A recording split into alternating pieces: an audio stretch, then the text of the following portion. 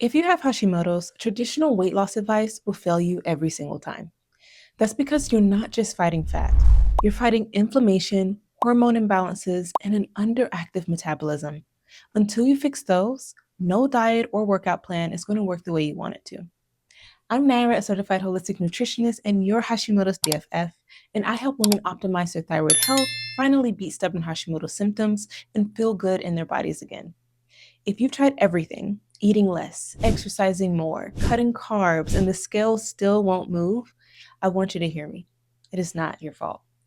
Hashimoto's changes how your metabolism, your hormones, and inflammation work together. So the same strategies that work for other people can actually have the opposite effect on you.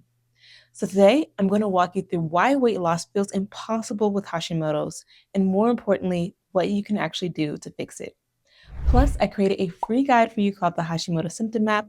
It helps you connect the Hashimoto symptoms like weight gain to their root causes so you can finally start supporting your body in the right way. You can find that in the description box below. So let's hop in. The first reason weight loss feels so hard with Hashimoto's is inflammation. When inflammation runs high, your body's main focus isn't burning fat, it's survival. Inflammation is your body's built in defense mechanism. It's designed to protect you when something feels off, whether that's stress, toxins, food sensitivities, or an overactive immune system.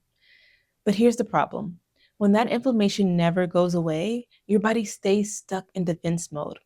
Think of it like a low, steady fire burning underneath the surface. It's not always visible, but it's there, constantly draining your energy and keeping your metabolism sluggish. When that fire burns too long, your body starts prioritizing protection instead of performance, which means your metabolism slows down to conserve resources and you hold on to fat and water for insulation. And that's when you start feeling puffy, bloated, and tired all the time, even if you're eating clean and doing everything right. This is why it can feel like your body is working against you, but it's not trying to sabotage your progress, it's trying to heal you. Your body's basically saying, I can't focus on fat loss right now. I'm too busy putting out fires. That's why the first step isn't cutting more calories or adding more workouts, it's lowering inflammation. When you calm that internal fire, your metabolism will naturally start to pick itself back up. Your energy will improve, your bloating will go down, and your body finally starts feeling safe enough to release stored weight. And one of the biggest, most overlooked drivers of that inflammation, something that most doctors never explain, is hormone imbalance. Your hormones are like the conductors of your metabolism. They control how your body burns, stores, and uses energy. And when you have Hashimoto's, those hormones can easily fall out of sync with each other. Let's start with the thyroid itself. Your thyroid sets the pace for your metabolism. When it slows down, which is common with Hashimoto's, everything else in your body slows down too. Your digestion gets sluggish, your energy dips, and you start burning fewer calories, even when you're doing all the right things you used to.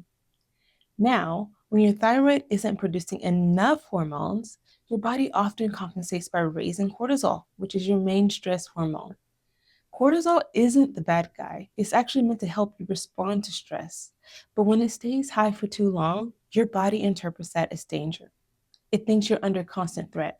So it shifts into survival mode. And in that mode, it holds onto fat, especially around your belly, as a form of protection. At the same time, another key hormone called insulin gets involved. Insulin helps manage your blood sugar.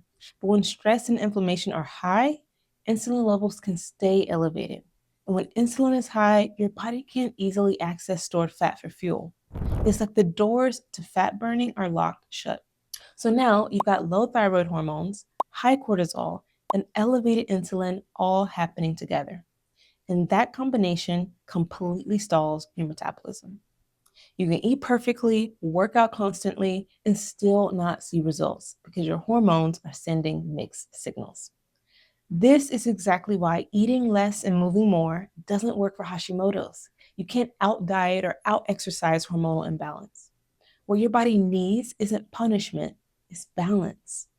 Once you start supporting your hormones through proper nourishment, rest, and blood sugar stability, your metabolism begins to work with you again, not against you. And that brings us to the next piece of the puzzle, your metabolism itself. With Hashimoto's, your metabolism often slows down, but I want you to hear this clearly. It's not broken, it's just suppressed, and there's a big difference. Your body slows your metabolism down as a protective response to stress, undereating, or poor thyroid conversion. That's the process where your body tries to turn inactive T4 into active hormone T3. When that conversion slows, your cells don't get enough energy, and your metabolism naturally shifts into conservation mode. Now, think about what often happens when you're trying to lose weight. You start cutting calories, skipping meals, pushing harder in your workouts. To your body, all of that looks like stress. So instead of feeling safe enough to let go of fat, it gets the message that food is scarce, energy is low, and it needs to hold on to every bit of fuel that it can. So, what does your body do in response? It lowers your temperature, slows your digestion, decreases your energy output, and it stores fat. Not to fight against you, but to protect you. It's your body's way of saying, we need to conserve resources until things feel safe again.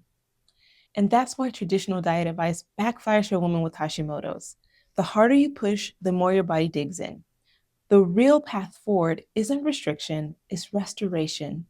It's about rebuilding trust with your body. That means eating regularly and enough to meet your needs, prioritizing rest instead of overexertion, and keeping your blood sugar steady so your body doesn't feel like it constantly is under threat. Because when your body finally feels safe, when it senses that the danger has passed, that's when it starts to let go. It releases the weight, the inflammation, and the constant fatigue, and your metabolism wakes back up. Your body isn't resisting you, it's just waiting for permission to heal.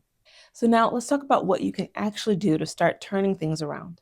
Firstly, you're going to want to focus on lowering inflammation, which means focusing on anti-inflammatory whole foods, colorful fruits and vegetables, quality proteins like salmon or chicken, and healthy fats from avocado, olive oil, and nuts. You're also going to want to avoid the most common Hashimoto's food triggers, so gluten, dairy, and processed seed oils. This will help calm your immune system and give your thyroid a break so you can have lower inflammation overall. Next, you're going to want to focus on balancing your hormones naturally. To do this, you can start supporting your cortisol by prioritizing rest. Instead of hard workouts, focus on gentle movement and also regular meals, so no skipping breakfast or running on caffeine alone. Support your thyroid with nutrients like selenium, zinc, and enough calories to actually meet your energy needs.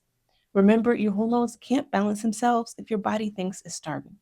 Thirdly, you're going to want to focus on stabilizing your blood sugar. So every meal should have protein, healthy fat, and real fiber-rich carbs. So think sweet potatoes, quinoa, or fruit. Also, avoid long fasting periods, especially if you already feel exhausted. Stable blood sugar keeps your energy steady, your cravings low, and your hormones calm. When your body feels safe, supported, and nourished, it naturally starts to let go of weight.